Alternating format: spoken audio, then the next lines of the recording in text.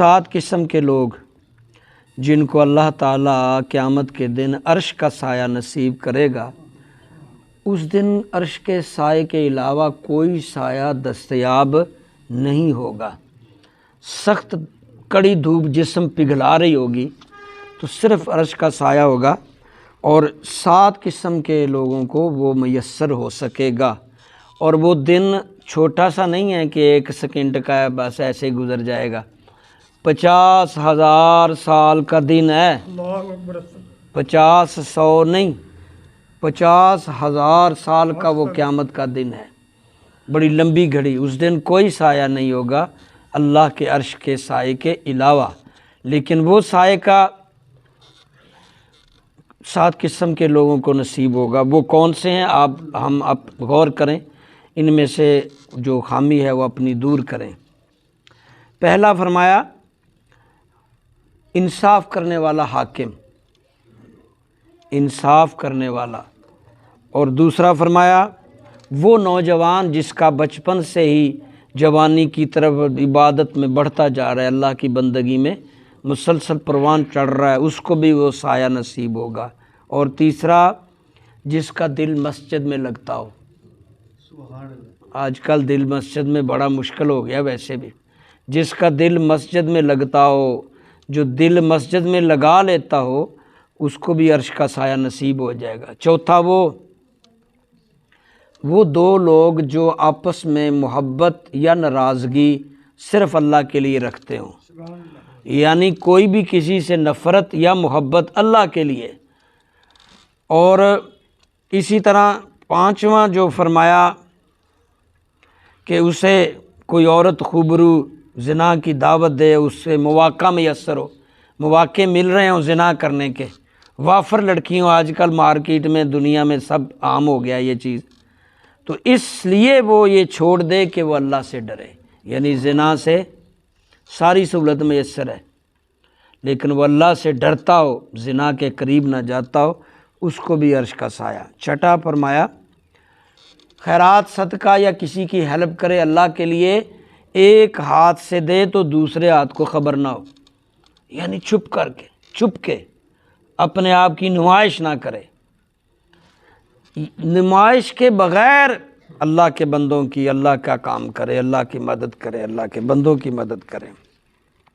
7واں وہ شخص کہ تنہائی میں اللہ کو اتنا یاد کرے، اتنا یقین کے ساتھ اللہ کی یاد میں آئے کہ اس کی آنکھیں آنسوؤں سے تر ہو جائیں، اتنا یقین ہو۔ اب اس کی وضاحت کی ضرورت اتنی نہیں ہے، آپ نے پہلی قسم میں جو دیکھا نا انصاف کرنے والا حاکم، تو ایک اسی حدیث میں آپ نے بخاری شریف میں حدیث پڑھی تھی کہ ہر بندہ حاکم ہے، ہر بندے سے اس کی رعایا کے بارے میں پوچھ گچھ ہوگی، تو ہر سطح پہ ہر بندہ حاکم ہے۔ میں اپنے گھر کا حاکم ہوں، اپنے گھر والوں میں عدل کروں، دفتر کا افسر ہے تو وہ دفتر کا حاکم ہے، وہاں انصاف کرے، جج ہے تو وہ اس ایریے کا، پرویژنل ہے یا مرکزی ہے تو اس سطح پہ، کسی بھی سطح پہ کوئی بھی شخص ہے، کہیں نہ کہیں اس کی ذمہ داری ہے، ہر بندے عورت کی ذمہ داری ہے، صرف مرد نہیں، عورتوں کی بھی ذمہ داری ہے، سب کی ذمہ داری ہے، جہاں جہاں بھی ہیں وہ کیا کریں،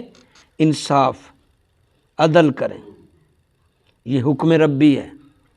اور دوسرا، اگر آپ نے بچپن سے اپنے بچے کو اس طرف لگا لیا ہے دین کی طرف کہ وہ جوانی اور اس طرف پروان چڑھ رہا ہے، تو بے فکر ہو جائیے، یہ آپ کے لیے بچہ صدقہ جاریہ بھی ہوگا اور عرش کا سایہ بھی نصیب ہوگا۔ یہ بڑا مشکل ہے، ہر بچہ گھسیٹ کے سکول لے جا رہے ہیں، دین کی طرف بہت کم ہو گیا کام، وہ نظر آتا ہے نا، یہ پڑھ کے آگے جاب شوب نہیں ملنی، کوئی بزنس، روٹی چاہیے، دین نہیں چاہیے، روٹی کے معاملات جو ہیں نا۔ حالانکہ ابھی آج ہی ایک جگہ محفل تھی، وہ چیلم تھا، تو وہ بات کر رہے تھے کہ امام ابو یوسف جسے عرف ابو حنیفہ، وہ درزی کے، وہ دھوبی کے پاس اس کی ماں نے بھیجا کام کے لیے، کام سیکھنے کے لیے، تو وہ عالم کے پاس جانا شروع ہو گیا۔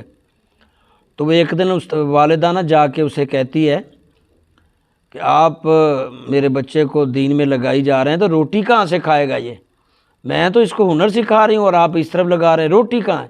انہوں نے کہا بی بی روٹی نہیں، یہ تو بادام کے مغز سے، بادام کے تیل سے پکے ہوئے حلوے کھائے گا، یہ معمولی سا نہیں ہے۔ ایک وقت آیا، وہ وقت چیف جسٹس بنے تھے اور واقعی بادام کے تیل سے پکے ہوئے کھانے بھی انہیں ملتے تھے، بادشاہ نے ایک دفعہ پیش کیے اور وہ خاتون بھی اس میں تھی۔ بہرحال یہ ایک علیحدہ ایشو ہے۔ ہمارا ذہن بہت چھوٹا ہے، ہم سمجھتے ہیں کہ یہ نہیں کریں گے تو وہ کر لیں گے۔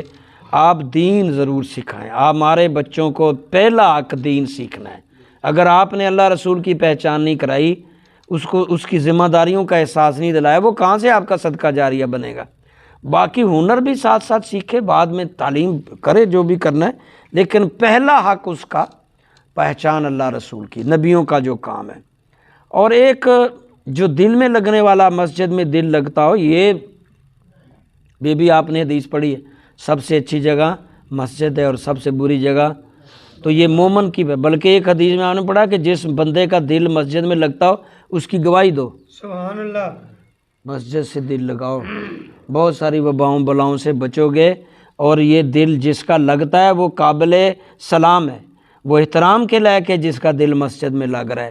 اسی طرح ہمارا معاملہ، جو اگلا نقطہ ہے، ہمارا معاملہ آپس میں کسی سے بھی اللہ کے لیے ہونا چاہیے، ذاتی مفاد یا کوئی حرص لالچ کے لیے نہیں ہونا چاہیے۔